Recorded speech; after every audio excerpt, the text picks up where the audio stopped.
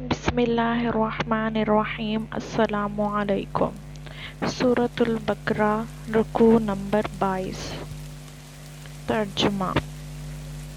نیکی یہ نہیں ہے کہ تم نے اپنے چہرے مشرق کی طرف کر لیے یا مغرب کی طرف، بلکہ نیکی یہ ہے کہ آدمی اللہ کو اور یوم آخر اور ملائکہ کو اور اللہ کی نازل کی ہوئی کتاب اور اس کے پیغمبروں کو دل سے مانے اور اللہ کی محبت میں اپنا دل پسند مال رشتہ داروں اور یتیموں پر، مسکینوں اور مسافروں پر، مدد کے لیے ہاتھ پھیلانے والوں پر اور غلاموں کی رہائی پر خرچ کرے، نماز قائم کرے اور زکوٰۃ دے، اور نیک وہ لوگ ہیں کہ جب عہد کریں تو اسے وفا کریں، اور تنگی اور مصیبت کے وقت میں اور حق و باطل کی جنگ میں صبر کریں۔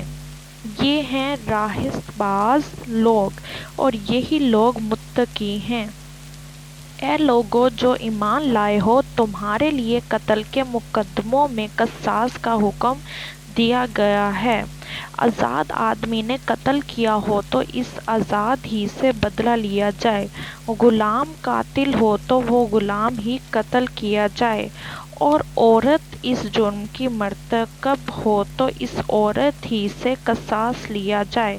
ہاں، اگر کسی قاتل کے ساتھ اس کا بھائی کچھ نرمی کرنے کے لیے تیار ہو تو معروف طریقے کے مطابق خون بہا کا تصفیہ ہونا چاہیے، اور قاتل کو لازم ہے کہ راستی کے ساتھ خون بہا ادا کرے۔ یہ تمہارے رب کی طرف سے تخفیف اور رحمت ہے۔ اس پر بھی جو زیادتی کرے اس کے لیے دردناک سزا ہے۔ عقل و خرد رکھنے والوں، تمہارے لیے قصاص میں زندگی ہے۔ امید ہے کہ تم اس قانون کی خلاف ورزی سے پرہیز کرو گے۔ تم پر فرض کیا گیا ہے کہ جب تم میں سے کسی کی موت کا وقت آئے اور وہ اپنے پیچھے مال چھوڑ رہا ہو تو والدین اور رشتہ داروں کے لیے معروف طریقے سے وصیت کرے، یہ حق ہے متقی لوگوں پر۔ پھر انہوں نے وصیت سنی اور بعد میں اسے بدل ڈالا تو اس کا گناہ ان کے بدلنے والوں پر ہوگا۔ اللہ سب کچھ سنتا اور جانتا ہے۔ البتہ جس کو یہ اندیشہ ہو کہ وصیت کرنے والے نے نادانستہ یا قصداً حق تلفی کی ہے، اور پھر معاملے سے تعلق رکھنے والوں کے درمیان وہ اصلاح کرے تو اس پر کچھ گناہ نہیں ہے۔ اللہ بخشنے والا اور رحم فرمانے والا ہے۔ تفسیر۔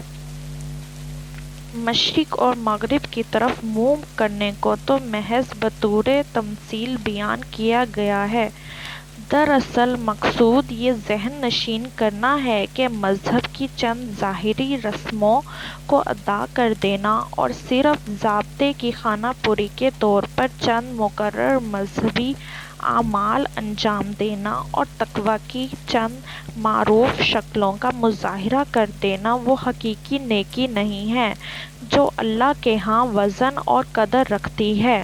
قصاص یعنی خون کا بدلہ یہ کہ آدمی کے ساتھ وہی کیا جائے جو اس نے دوسرے آدمی کے ساتھ کیا، مگر اس کا مطلب یہ نہیں ہے کہ قاتل نے جس طریقے سے مقتول کو قتل کیا ہو اسی طریقے سے اس کو قتل کیا جائے، بلکہ مطلب صرف یہ ہے کہ جان لینے کا جو فعل اس نے مقتول کے ساتھ کیا ہے وہی اس کے ساتھ کیا جائے۔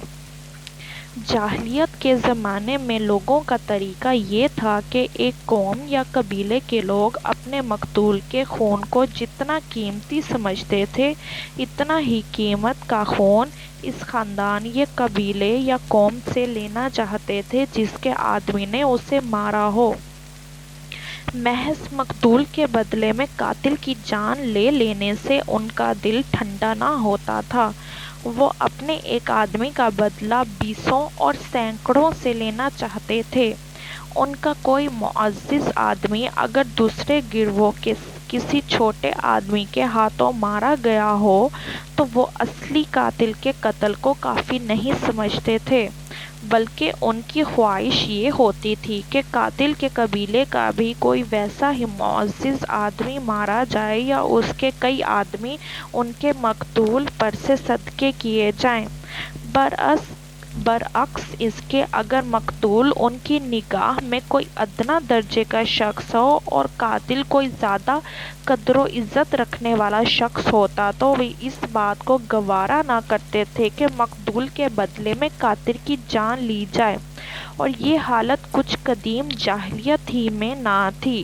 موجودہ زمانے میں جن قوموں کو انتہائی مہذب سمجھا جاتا ہے، ان کے باقاعدہ سرکاری اعلانات تک میں بسا اوقات یہ بات بغیر کسی شرم کے دنیا کو سنائی جاتی ہے کہ ہمارا ایک آدمی مارا جائے گا تو ہم قاتل کی قوم کے 50 آدمیوں کی جان لیں گے۔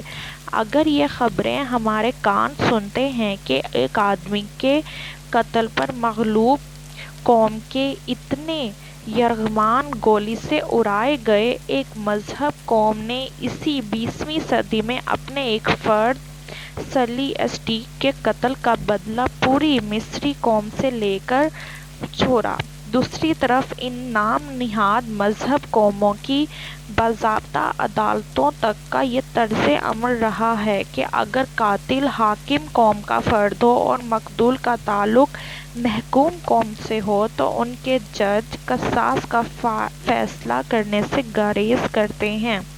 یہی خرابیاں ہیں جن کے سدباب کا حکم اللہ تعالیٰ نے اس آیات میں دیا ہے۔ وہ فرماتا ہے کہ مقتول کے بدلے میں قاتل اور صرف قاتل ہی کی جان لی جائے، قطع نظر اس سے کہ قاتل کون ہے اور مقتول کون۔ بھائی کا لفظ فرما کر نہایت لطیف طریقے سے نرمی کی سفارش بھی کر دی ہے۔ مطلب یہ ہے کہ تمہارے اور دوسرے شخص کے درمیان باپ مارے کا بھیڑ ہی صحیح، مگر ہے تو وہ تمہارا انسانی بھائی۔ اگر اپنے ایک خطا کار بھائی کے مقابلے میں انتقام کے غصے کو پی جاؤ تو یہ تمہاری انسانیت کی زیادہ شانہ شان ہے۔ اس آیت سے یہ بھی معلوم ہو گیا ہے کہ اسلامی قانون تعزیرات میں قتل تک کا معاملہ قابل راضی نامہ ہے۔ مقتول کے وارثوں کو یہ حق پہنچتا ہے کہ قاتل کو معاف کر دیں، اور اس صورت میں عدالت کے لیے جائز نہیں ہے کہ قاتل کی جان ہی لینے پر اصرار کرے۔ البتہ جیسا کہ بعد کی آیات میں ارشاد ہوا، معافی کی صورت میں قاتل کو خون بہا ادا کرنا ہوگا۔ معروف کا لفظ قرآن میں بکثرت استعمال ہوا ہے۔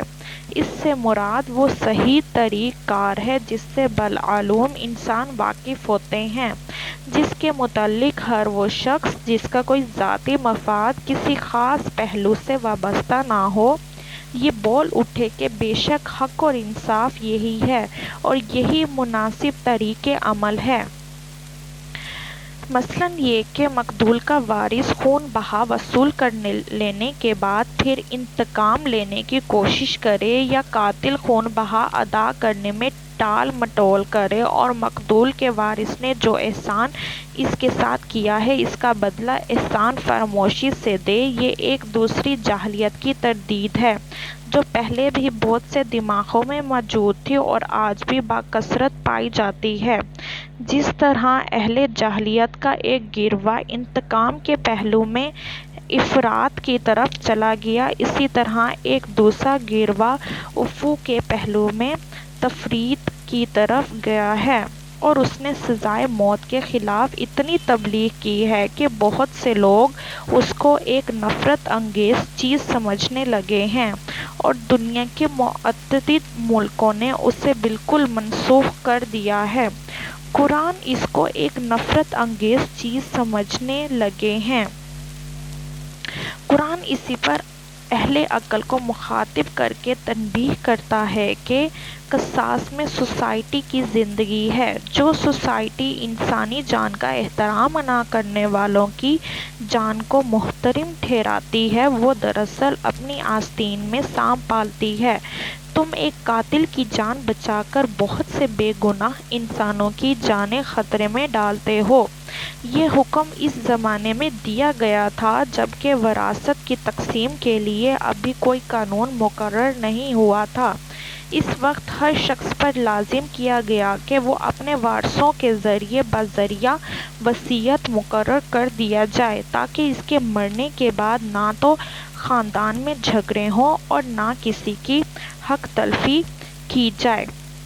بعد میں جب تقسیم وراثت کے لیے اللہ تعالیٰ نے خود ایک ضابطہ بنا دیا جو آگے سورۃ النساء میں آنے والا ہے، تو نبی صلی اللہ علیہ وآلہ وسلم نے احکام وصیت اور احکام میراث کی توضیح میں حسب ذیل دو قاعدے بیان فرمائے۔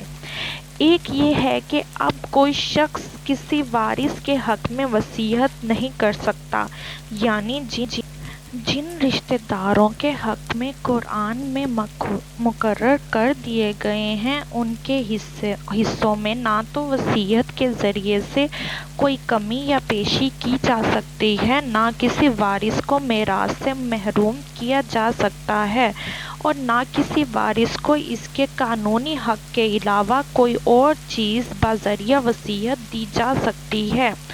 دوسری یہ کہ وصیت کل جائیداد کے صرف 1/3 حصے کی حد تک کی جا سکتی ہے۔ ان دو تشریحی ہدایات کے بعد اب اس آیت کا منشا یہ قرار پایا کہ آدمی اپنا کم از کم 2/3 مال تو اس لیے چھوڑ دے کہ اس کے مرنے کے بعد وہ حسب قاعدہ اس کے وارثوں میں تقسیم ہو جائے، اور زیادہ سے زیادہ 1/3 مال کی حد تک اسے اپنے ان غیر وارث رشتہ داروں کے حق میں وصیت کرنی چاہیے جو اس کے اپنے گھر میں یا اس کے خاندان میں مدد کے مستحق ہوں، یا جنہیں وہ خاندان کے باہر محتاج اعانت پاتا ہو۔ یار فہم عام کے کاموں میں سے جس کی بھی وہ مدد کرنا چاہے۔ بعد کے لوگوں نے وصیت کے اس حکم کو محض ایک سفارشی حکم قرار دے دیا، یہاں تک کہ بالعموم وصیت کا طریقہ منسوخ ہی ہو کر رہ گیا، لیکن قرآن مجید میں اسے ایک حق قرار دیا گیا ہے جو خدا کی طرف سے متقی لوگوں پر عائد ہوتا ہے۔ اگر اس حق کو ادا کرنا شروع کر دیا جائے تو بہت سے وہ سوالات خود ہی حل ہو جائیں جو میراث کے بارے میں لوگوں کو الجھن میں ڈالتے ہیں، مثلاً ان پوتوں اور نواسوں کا معاملہ جن کے ماں باپ، دادا اور نانا کی زندگی میں مر جاتے ہیں۔ انشاءاللہ نیکسٹ رکوع کے ساتھ نیکسٹ ویڈیو میں حاضر ہوں گی۔ اللہ آپ سب کو بہت خوشیاں دے، اللہ آپ سب کا ذہنی سکون ہمیشہ قائم رکھے، آمین ثم آمین۔ السلام علیکم ورحمۃ اللہ وبرکاتہ۔